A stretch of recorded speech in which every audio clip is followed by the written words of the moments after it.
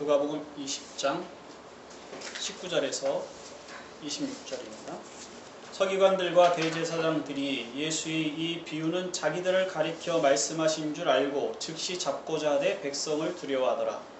이에 그들이 엿보다가 예수를 총독의 다스림과 권세 아래에 넘기려 하여 정탐들을 보내어 그들로 스스로 의인인 체하며 예수의 말을 책잡게 하니 그들이 물어 이르되 선생님이여 우리가 아노니 당신은 바로 말씀하시고 가르치시며 사람을 외모로 취하지 아니하시고 오직 진리로서 하나님의 도를 가르치시나이다. 우리가 가이사에게 세를 바치는 것이 옳으니이까 옳지 않으니이까 하니 예수께서 그 간계를 아시고 이르시되 데나리온 하나를 내게 보이라. 누구의 형상과 글이 여기 있느냐? 대답하되 가이사의 것이니이다. 이르시되 그런즉 가이사의 것은 가이사에게 하나님의 것은 하나님께 바치라 하시니 그들이 백성 앞에서 그의 말을 능히 책잡지 못하고 그의 대답을 놀랍게 여겨 침묵하니라. 아멘. 예수님이 성전을 정결하게 하는 일을 하시는 것을 보고 분노하던 종교 지도자들이 주님의 권세가 어디로부터 왔는지 묻습니다. 근데 주님께서 그들의 질문에 답을 주시지 않고 한 비유를 말씀을 하셨죠. 주인이 포도원을 짓고 농부들에게 맡겨놓고 먼 나라에 갔는데 주인이 세를 받으려고 몇 년이 지나서 종을 보냈습니다. 3차례나 보냈는데 그 종들을 다 때리고 빈손으로 보내죠. 주인이 아들을 보냅니다. 농부들이 아들을 죽이고 그가 받을 유산을 자기들이 차지하려고 합니다.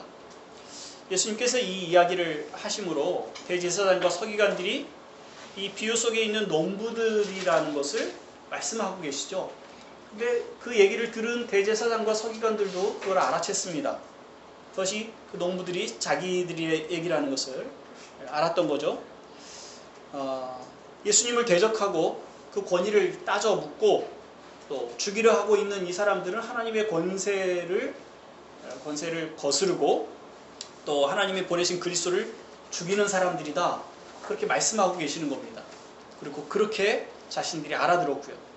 모든 비난이 대제사장과 서기관들에게 몰리게 됐습니다. 그래서 예수님을 잡기를 원했지만 백성들이 워낙 달라붙어서 예수님 주변에 있고 그 말씀을 권위 있게 여기고 듣고 있었기 때문에 그 백성들의 어떤 폭동이 일어날까 하는 그런 두려움 때문에 어찌하지 못하게 되었죠.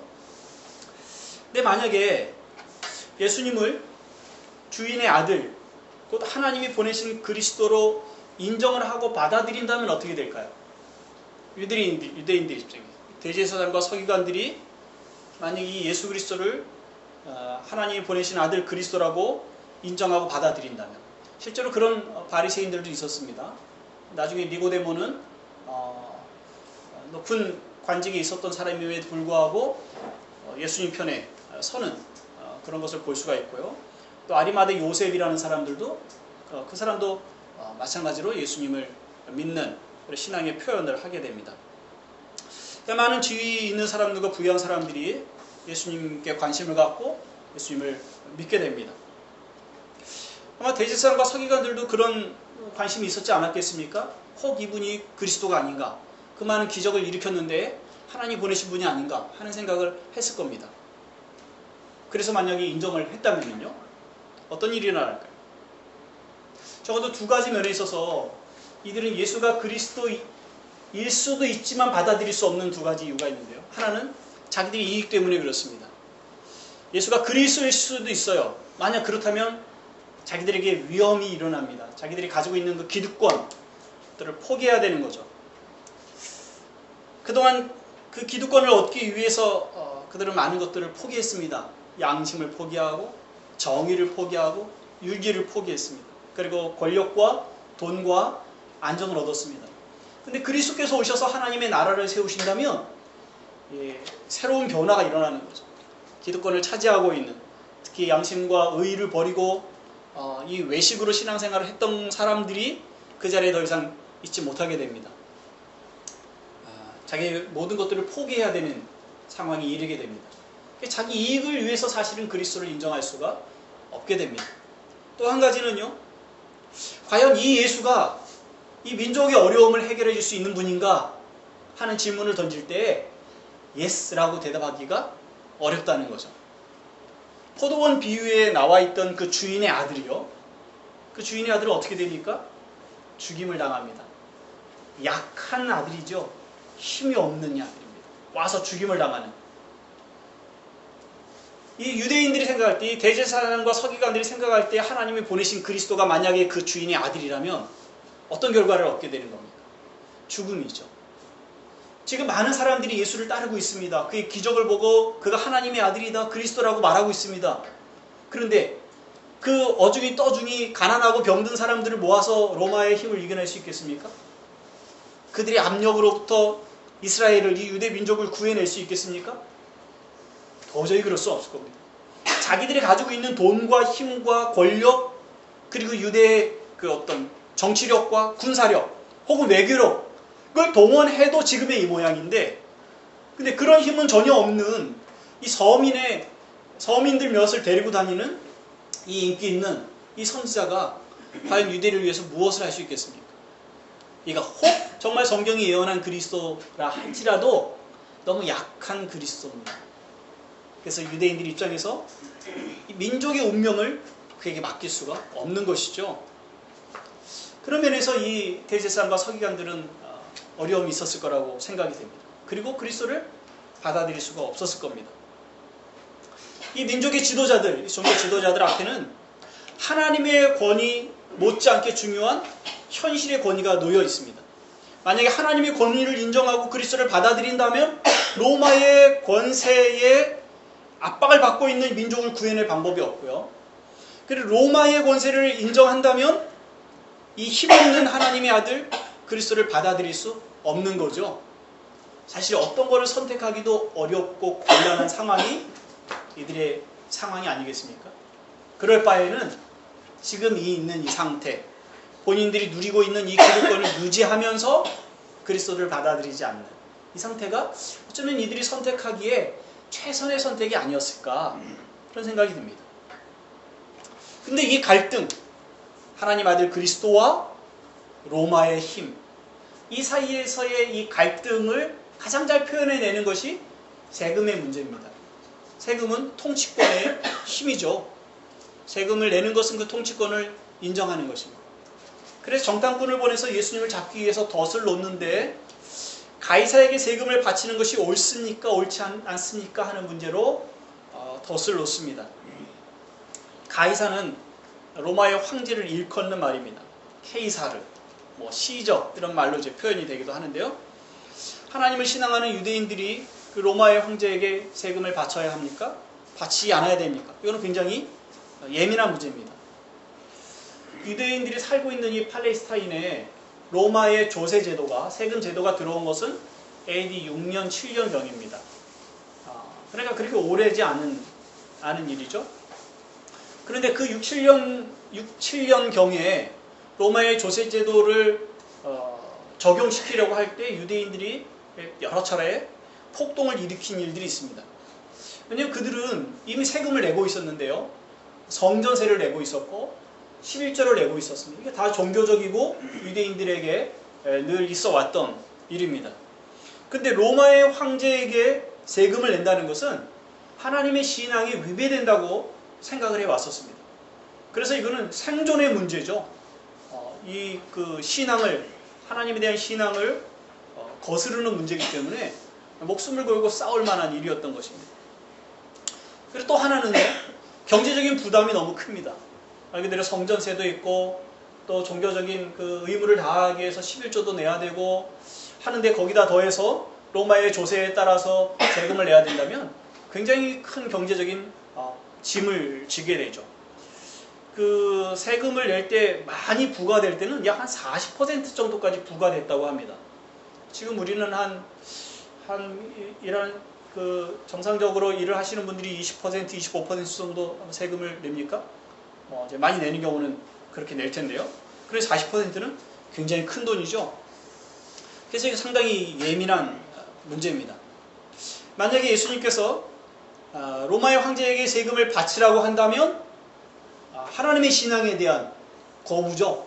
유대인들이 예수님을 하나님의 사람으로 그리스도라고 인정하기가 어려워지게 될 것입니다. 그에게 드렸던 모든 인기들이 이제 사라지게 되겠죠.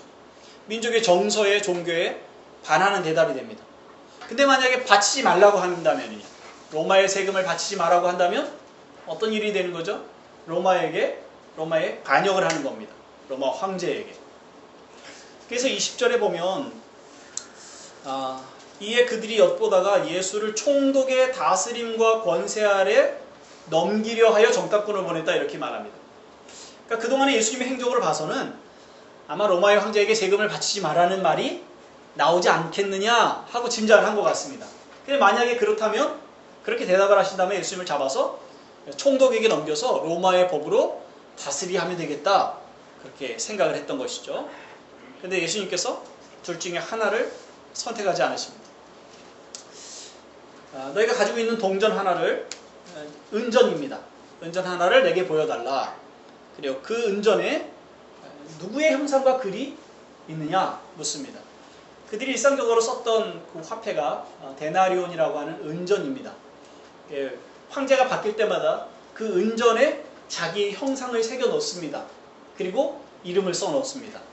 당시에 로마의 황제는 티베리우스인데 티베리우스의 얼굴을 그려놓고 뒤쪽에는 티베리우스의 이름이 들어갑니다. 그리고 이제 경제가 좋지 않을 때는 은전에 그 은의 구람수를 이제 달리해서 경제 문제를 해결해 나가는 그런 일이 있었습니다.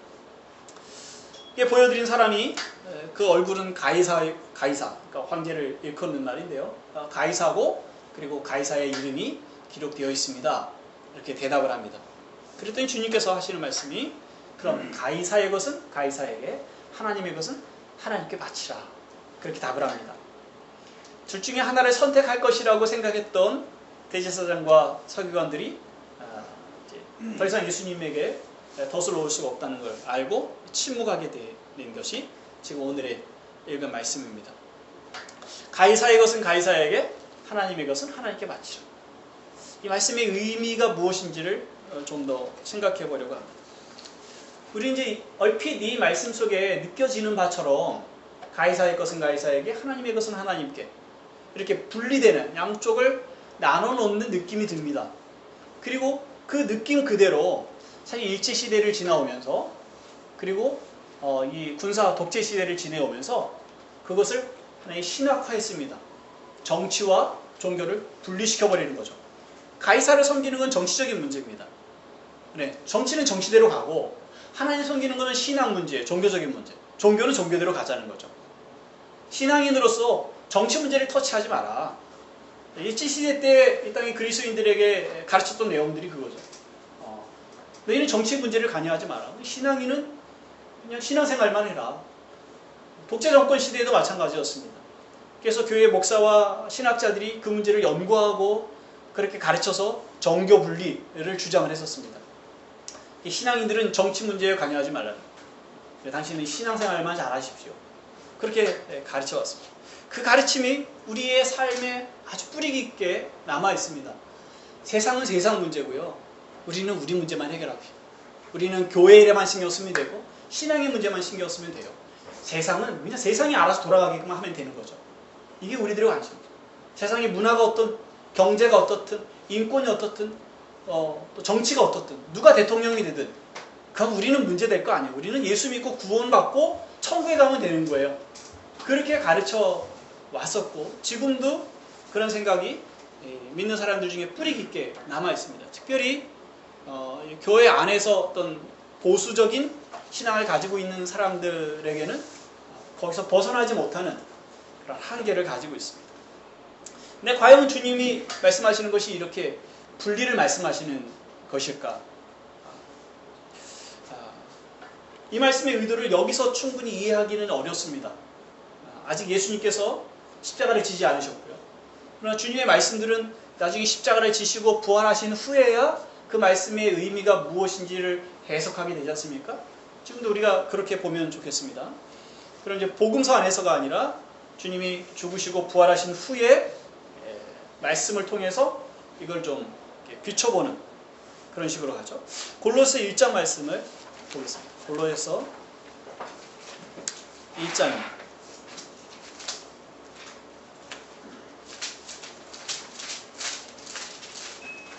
1장 15절부터 20절까지 제가 읽겠습니다.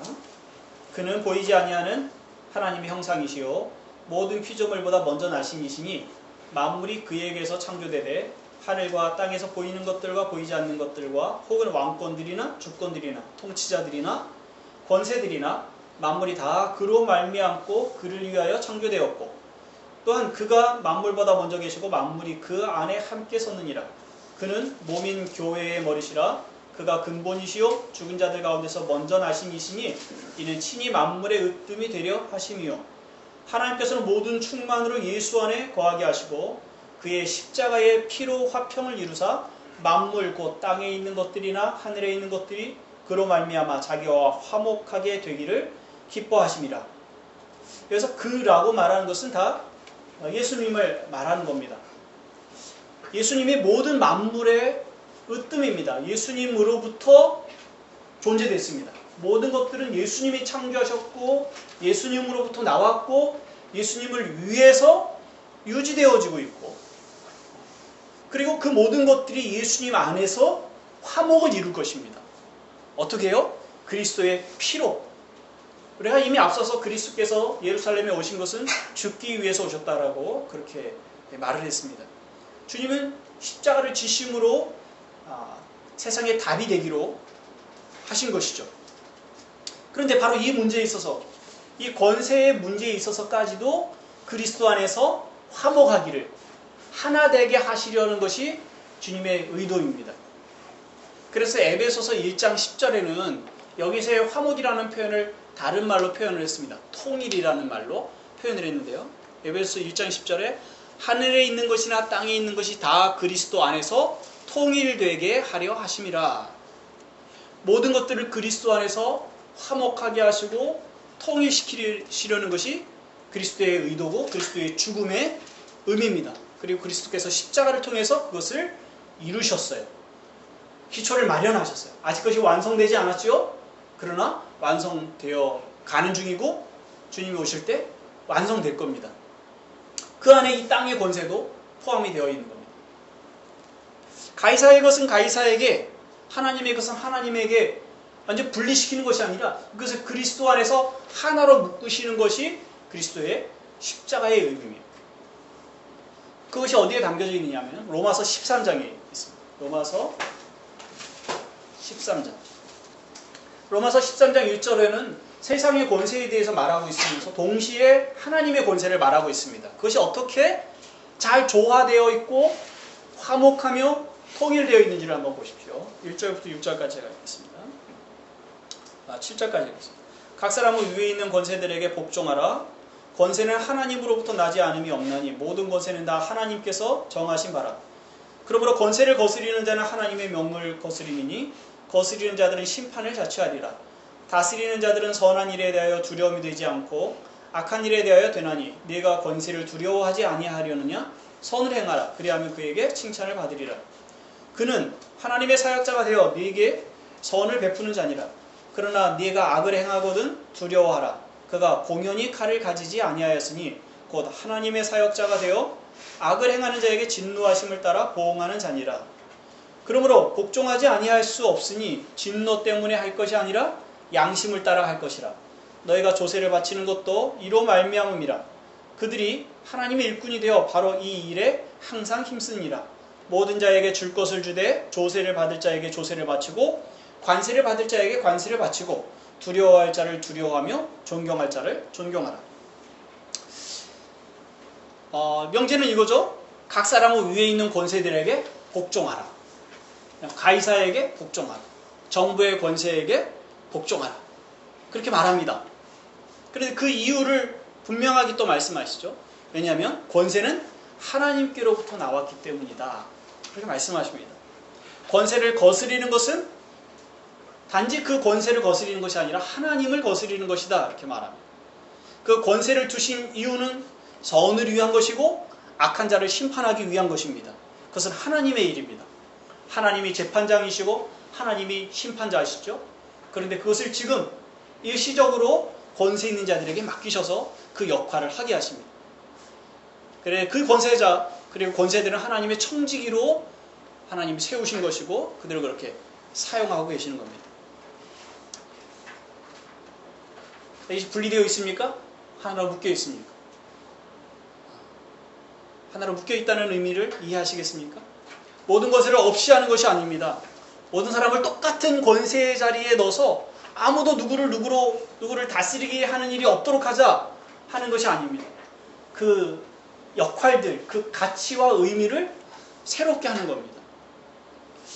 우리 이와 같은 것이 이제 다른 문제들에도 있는데요. 예를 들어서 에베소 6장에 보면 종과 상전의 문제가 있습니다.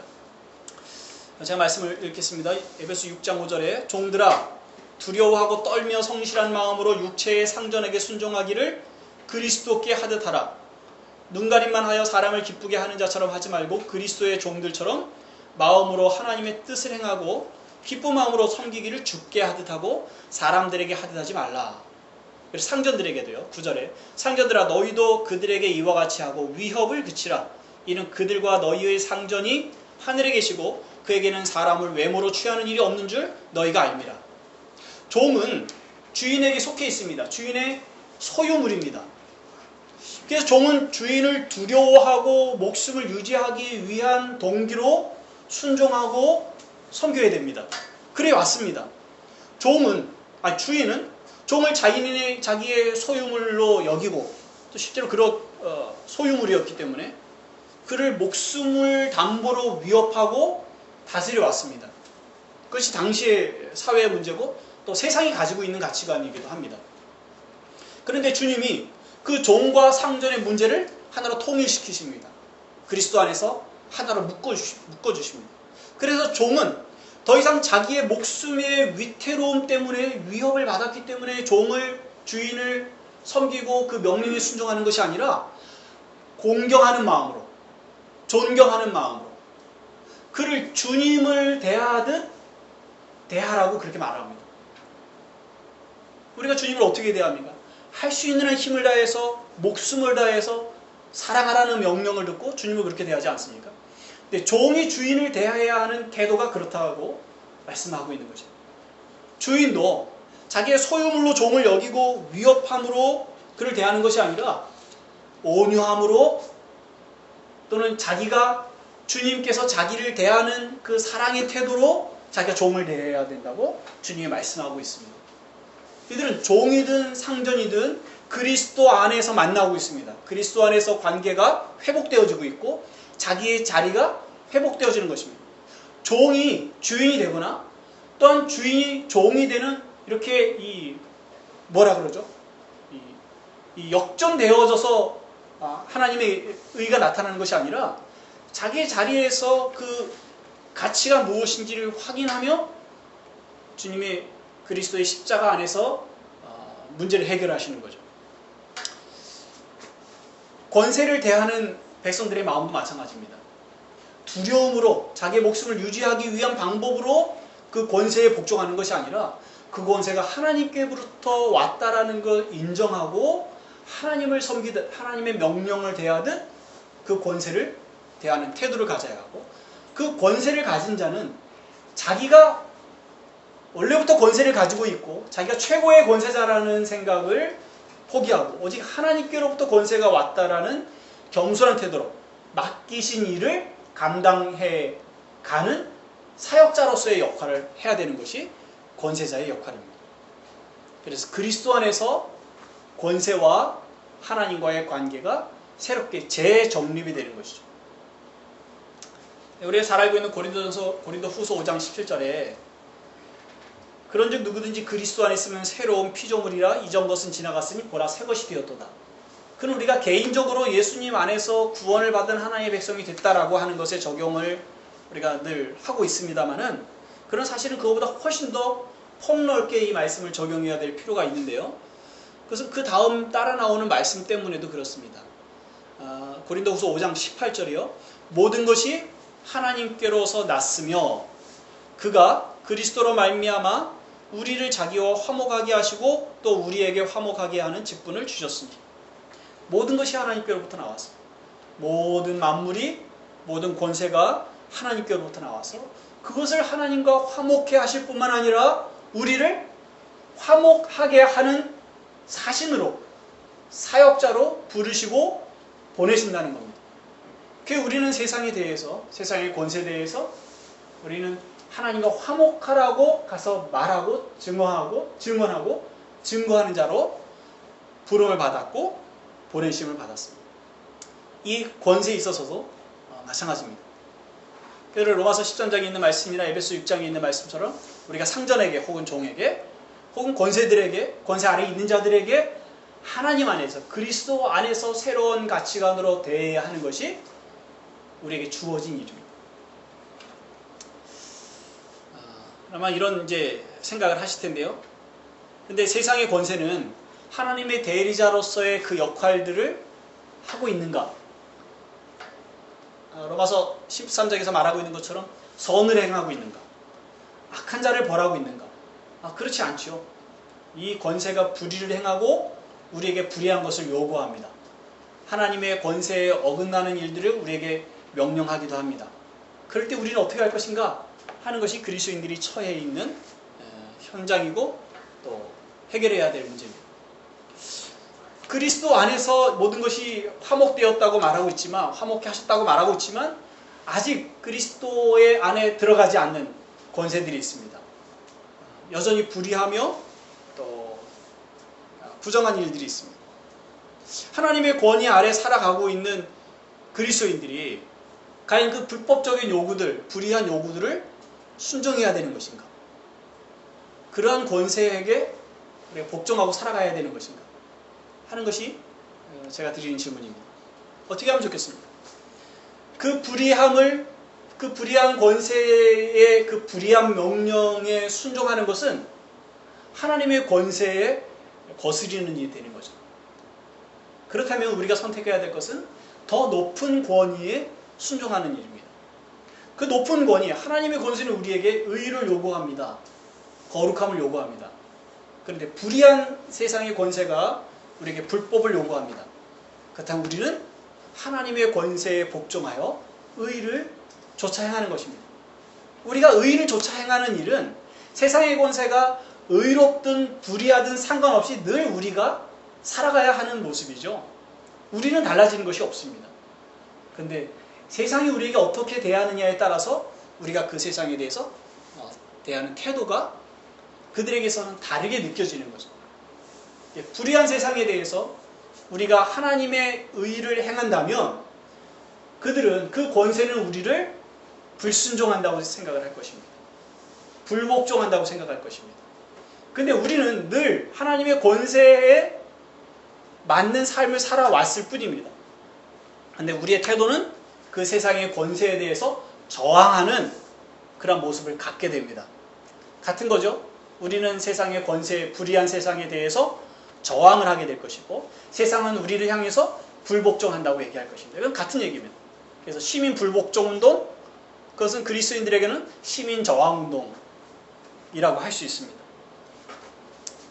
성경엔 이와 같은 예들이 많이 나옵니다. 이 시민 저항과 관련된 일들인데요. 예를 들어 이스라엘 민족이 애굽의 지배 아래 있을 때에 애굽이 이 히브리 민족이 너무 번성하는 것을 두려워해서 산파들에게 태어나는 남자아이들을 다 죽이고 여자아이들만 살리라고 명령을 합니다. 근데 산파들이 하나님을 두려워해서 애굽의 왕의 명령을 듣지 않습니다. 그래서 남자아이들을 살려놓습니다. 하나님의 권세 아래서 자기들이 행해야 할 것이 무엇인지를 선택한 것이죠. 다니엘에 보면 다니엘의 친구 사드락, 메삭, 아벳느고가 왕의 신상에 절하라는 명령을 듣지 않고 절을 하지 않습니다. 왕 앞에 끌려왔습니다. 왕이 그들에게 너희가 절을 하겠다고 하면 풀려줄 것이지만 만약 절을 하지 않는다면 풀린 불 가운데 너희를 던져 넣을 것이다. 그렇게 엄포를 합니다. 그랬더니 사드락, 메삭, 아벳느고가 한결같이 왕의 명령을 거부합니다. 이렇게 말하죠. 왕이여, 우리가 섬기는 하나님이 계신다면 우리를 맹렬히 타는 풀무불 가운데서 능히 건져내시겠고 왕의 손에서도 건져내시리이다. 그렇게 하지 아니하실지라도 왕이여, 우리가 왕의 신들을 섬기지도 아니하고 왕이 세우신 금 신상에게 절하지도 아니할 줄을 아옵소서. 그래서 왕의 명령을 신하된 입장에서도 거역하는 일이 기록되어 있죠. 다니엘도 마찬가지입니다. 다리오가 왕이 되었을 때에 이 다니엘을 시기하던 사람들이 왕에게 조언을 해서 한 달 동안 왕 외에는 누구에게도 기도하거나 절하지 말라는 명령을 내립니다. 다니엘이 그것을 알아놓고도 그냥 늘 하던 대로 하나님께 기도를 하게 되죠. 그래서 사자굴에 던져 넣어집니다. 여러분 잘 알고 있는 것처럼 하나님께서 다니엘을 사자의 입에서 건져내십니다. 우리 잘 알고 있는 다윗이요, 하나님께서 다윗을 왕으로 세우십니다. 그러나 아직 사울 왕이 건재해 있었습니다. 그래서 사울 왕이 자기의 왕자를 다윗에게 물려주기를 원치 않았기 때문에 다윗을 죽이려 합니다. 다윗은 도망 다닙니다. 그리고 이스라엘의 대적 블레셋 지역에까지 가서 자기의 목숨을 구걸하는 일까지 있게 됩니다. 신약에 와서도 베드로가 장로들과 서기관들에게 잡혀간 일이 있습니다. 장로들과 서기관들이 예수의 이름으로 말하지 마라, 예수의 다시 살아났다는 것을 말하지 마라, 예수가 그리스도라는 걸 말하지 마라 명령을 합니다. 베드로가 이렇게 말합니다. 하나님 앞에서 너희의 말을 듣는 것이 하나님의 말씀을 듣는 것보다 옳은가 판단하라. 우리는 보고 들은 것을 말하지 아니할 수 없다. 이 애들은 수많은 믿음의 선배들이 순교의 길을 걸어간 모범의 길이죠. 수많은 믿음의 선배들이 순교의 길을 걸어갈 수밖에 없었던 것은 이 세상에 대해서, 세상의 권세에 대해서 저항했기 때문에 그렇습니다. 그러나 하나님의 권세에 순종하는 삶을 선택했기 때문에 또한 그렇습니다. 우리에게도 허락된 일입니다. 우리 하나님의 권세에 복종함으로 세상의 불의한 권세에 저항하는 것, 그것이 하나님의 것을 하나님에게 드리는 방법이고, 또한 가이사의 것을 바르게 가이사에게 돌려주는 방법입니다. 가이사의 권세는 하나님의 권세 아래 있습니다.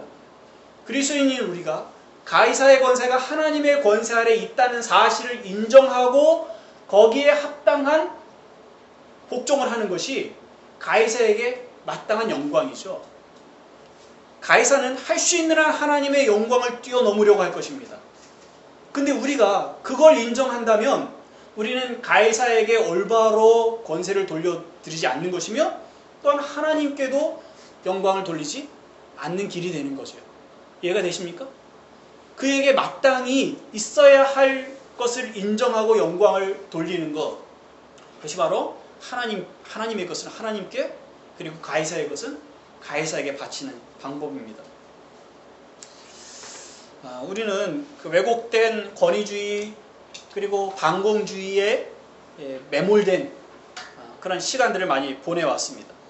그래서 이 보수 여당의 정책들은 늘 옳고, 반공 이데올로기, 반공과 관련된 정책들은 항상 옳다, 그렇게 생각을 해왔습니다.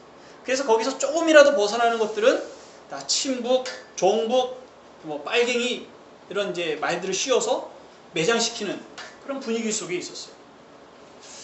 기업을 운영하는 사람들은 옳고 노조들은 빨갱이였죠. 아직도 그런 생각을 하시는 분들이 계십니다. 진보의 가치관이 옳고 그러다라는 얘기를 하는 것이 아닙니다. 보수의 주장도 마찬가지입니다. 정부 권세를 인정하고 복종하라는 것이 하나님의 기본적인 명령입니다.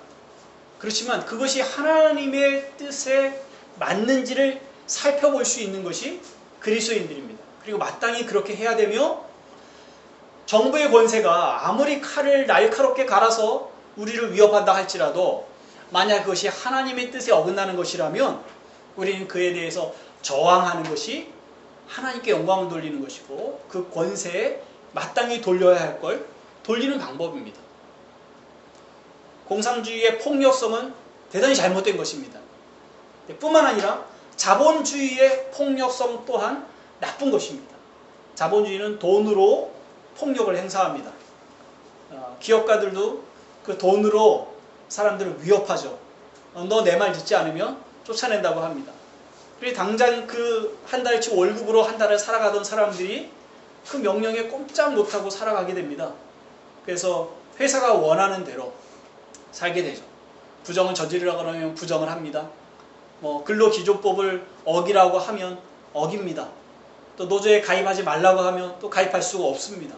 그것이 우리가 살아가고 있는 현장입니다. 내가 그 개개의 상황에 대해서 어떻게 해라라고 얘기하기는 어려움이 있을 것입니다.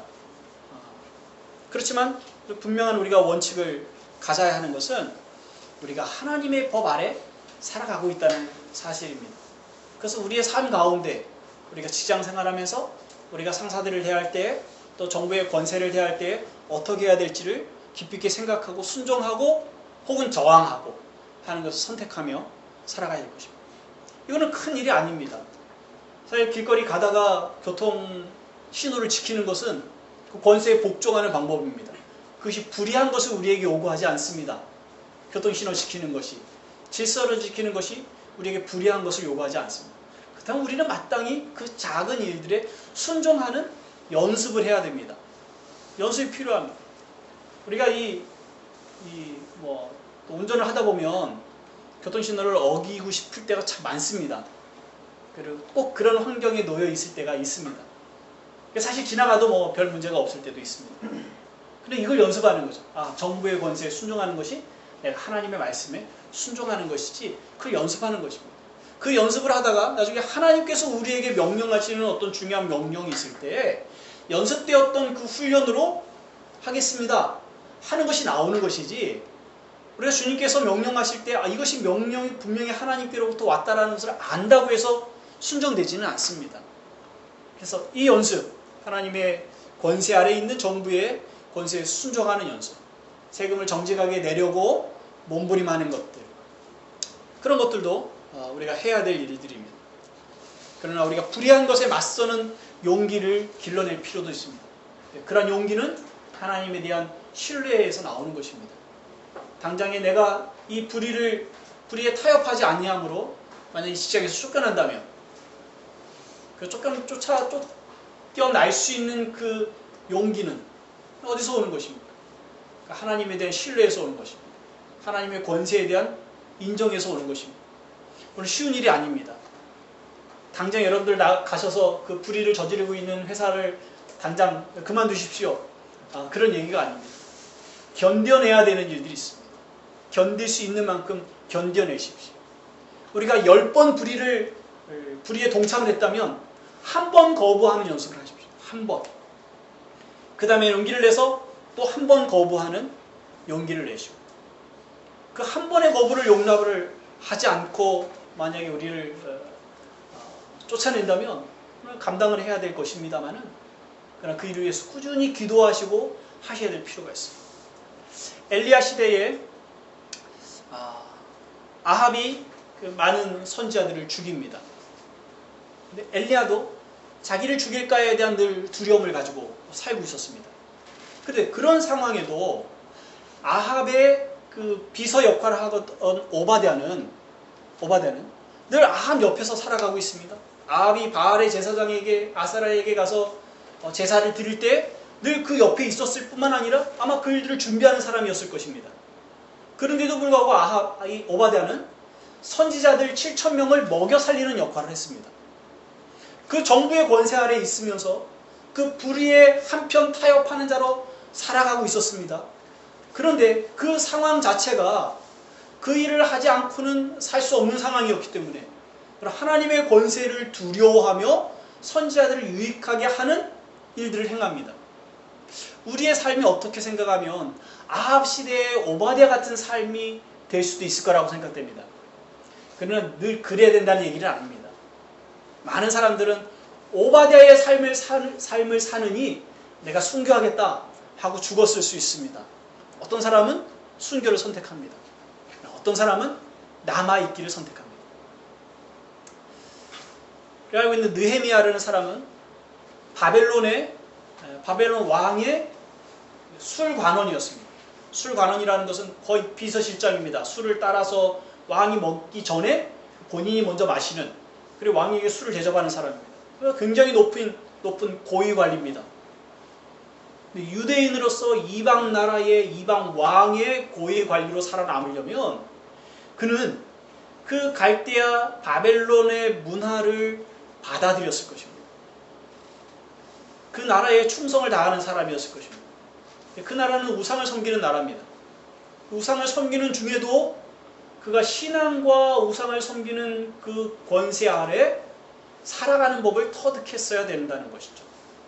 그러나 많은 유대인들이 아마 느헤미야를 욕했을지도 모릅니다. 너 왜 정부에 들어가려고 하느냐? 그냥 너 이 가난하고 어렵게 살아가라. 그렇게 말했을 수도 있습니다. 어떤 사람은 그렇게 했습니다. 그런데 하나님이 느헤미야를 쓰십니다. 하나님 느헤미야를 통해서 예루살렘 성을 건축하게 하는 일에 그를 청지기로 삼으십니다. 그가 그 자리에 있었기 때문에 가능한 일입니다.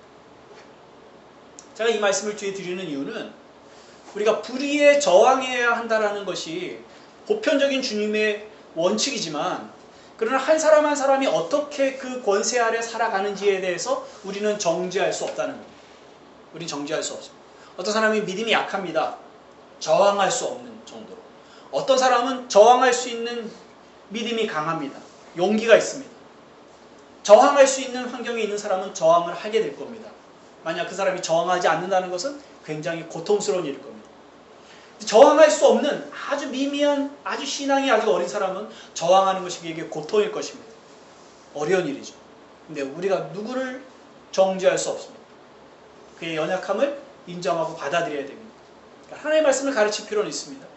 그래 하나님의 말씀을 좇아서 어떻게 살아갈지에 대해서 둘 다 기도하며 은혜를 구할 필요가 있습니다. 하나님께서는 그 둘을 다 받아들이시고 그의 필요에 따라서 하나님의 영광을 위해서 사용하실 거라고 생각이 됩니다. 여러분들이 놓여져 있는 환경은 어떠십니까? 여러분들이 상전입니까? 아니면 종의 자리에 있습니까? 여러분들이 권세 자리에 있습니까? 아니면 순종해야 되는 자리에 있습니까? 그리고 그 권세자들이 불의한 자들입니까? 그렇지 않은 사람들이. 오늘 대원칙에 대한 말씀이 있었습니다. 그리스도 안에서 하나님께서 그것을 새롭게 하셨습니다. 그냥 이를 악물고 돈을 위해서 살기 위해서 위협 때문에 어쩔 수 없이가 아니라 사랑으로 섬김으로 주를 대하듯 그렇게 하라고 말씀하십니다. 그 우리가 주님의 나라에서 만나게 될 일들입니다. 근데 우리는 이미 여기서 화목해 하는 자로 부르심을 받았고 또한 보내심을 받았습니다. 이것이 여러분들의 삶에 적용되어지도록 고민하시고 또 하나님의 뜻을 물으시고 조금씩 더 신앙의 성숙이 있으셔서 그 뜻을 행하시는 은혜가 있으시길 바랍니다. 함께 기도하겠습니다. 하나님 아버지, 모든 것이 하나님께로부터 왔습니다.